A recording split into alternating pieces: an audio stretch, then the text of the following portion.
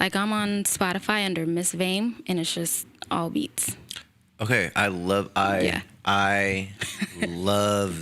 Yeah, you know what I'm saying, and I would love to have at least just a brief conversation on a producer putting instrumentals on streaming platforms for people to consume the same way that an artist putting something with vocals on. I mean, I don't even want to say have you seen the value in it, because I know you have. It's an entire crazy. audience that can be reached via that. But if you could just speak on that, because I don't think, am I wrong? I know I'm not really in the producer community that much, but am I wrong for thinking that that's not like a super common thing? Is that happening super regularly? She'd probably know better, but I don't think so. Not like when locally. I think about people going to listen to beats, I think about people going and like YouTubing beats or going like doing these other things. Yeah. But when I think about like a producer being like, hey, go listen to my tracks on platforms, a place where you can't download them, a place where you're purely going to listen to my brand, listen to what I'm providing for you. Yeah, I'd love to hear I definitely have a thought, but I want to hear you for sure. Yeah. Well, the first thing, I didn't think anyone would do that or could do that.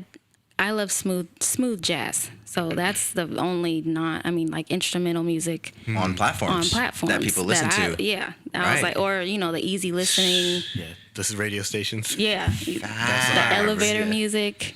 Lo-fi YouTube that they shut down. Chill beat. They did. Didn't they shut it down? Nah, they shut down like. I looked at Jerry. I'm like, Jerry. All new channels. Jerry's like, what are you looking for? No, they like shut down channels and then they'll pop back up. Okay. Shit. Oh, Sorry. that's Anyways. messed up. Yeah.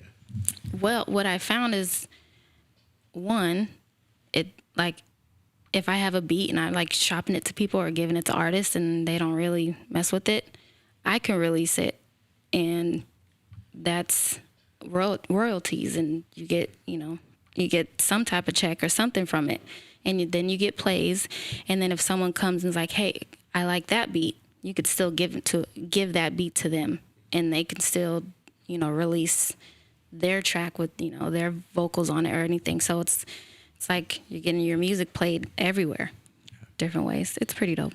Yeah, I think this is where like it feels like this is where like people get disconnected locally, and then you like see people further up who do certain things, and this is one of those where I feel like, because we don't, like, people usually don't have a lot of guidance and stuff like that, and so like you said, you get in and you're like, I don't even think people do this shit, right? And then like I'll follow somebody on Instagram who literally suggests, he's like a consultant or something like that, he'll literally have master classes on why producers should upload instrumental mixtapes. Yes. So like, yeah, I think a lot of people are behind, and then some people get weird. It gets into that conversation of like, oh, you like taint it somehow, and it's like, oh, you can't sell that now because it's like out or something like that. So then people put these weird constraints on themselves or on others, like it somehow fucks up the beat, and then you discourage,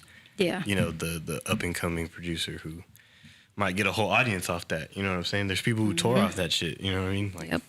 Yeah, man.